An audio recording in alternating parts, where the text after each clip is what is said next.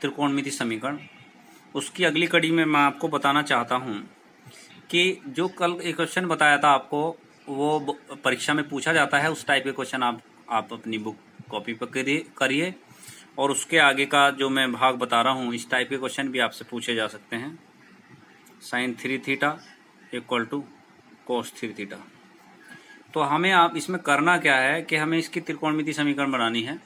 तो त्रिकोणमिति समीकरण बनाने के लिए हमें आप लोगों को ध्यान रखना है कि ये किस तरीके से एक त्रिकोणमिति समीकरण में बदल सकते हैं हम लोग, क्योंकि त्रिकोणमिति समीकरण को बदलने के लिए या तो उसको साइन में, कोस में या टेन में कन्वर्ट करना होता है।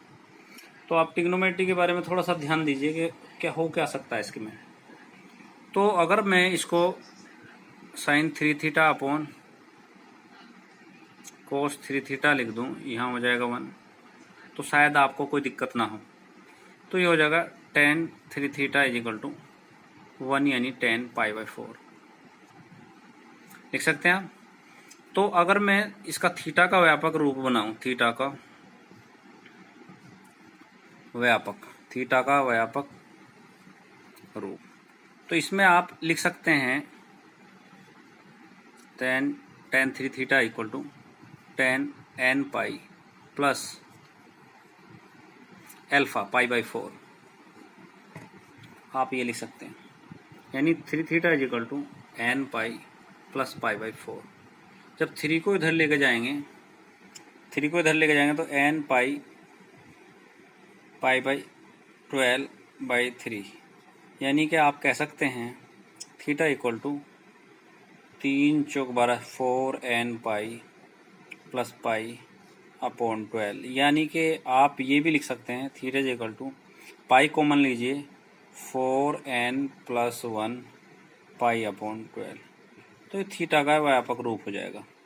व्यापक रूप से हमारा मकसद ये होता है कि हम इस समीकरण का एक ऐसा हल निकालें जिसको n के मान रखने पर यह समीकरण संतुष्ट होती हो। यानी थीटा का मान ही, ये जो मूल होगा, ये मूल ही इस समीकरण को संतुष्ट करेगा।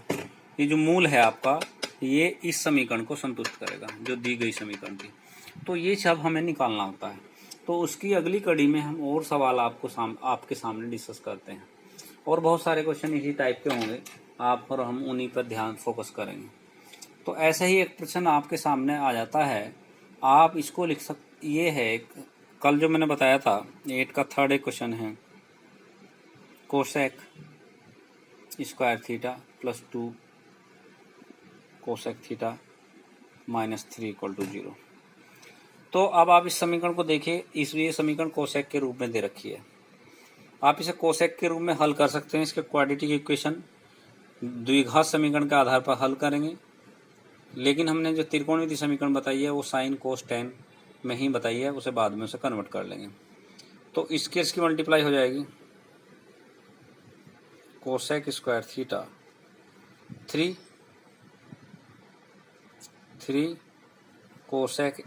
Cosec theta minus cosec theta minus 3 equal to 0। एक पेयर बनाया। पेयर बनाने के बाद यहाँ आ जाता है cosec theta plus 3 minus 1 cosec theta plus 3 equal to 0। ये आपका हो गया। अब अगर हम इसके फैक्टर सही से चेक करें, ये हो गया cosec theta plus 3 cosec theta minus 1 equal to 0।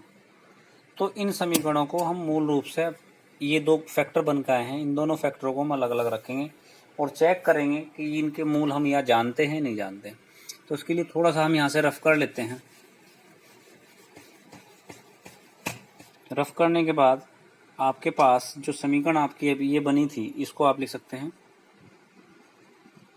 Cosec theta plus 3 equal to 0, या cosec theta equal to minus 3। इसे ऐसे पैक कीजिए और लिखिए संभव नहीं है, मान्य नहीं है, मान्य नहीं है। तो इसका व्यापक रूप भी नहीं बन पाएगा, व्यापक हल भी नहीं बन पाएंगे। तो दूसरा है cosec theta minus 1 equal to 0। तो cosec theta minus 1 equal to 0 को आप लिख सकते हैं कोसेक थीटा इक्वल टू 0 या साइन थीटा इक्वल टू 1। अब साइन 1 किसका मान होता है? 90 का, यानी यहाँ पाई/2 हो सकता है। तो अब यहाँ लिखेंगे थीटा का व्यापक हल।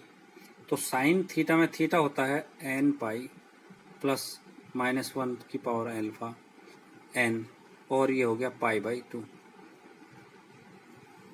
थीटा का मान ये आ जाएगा।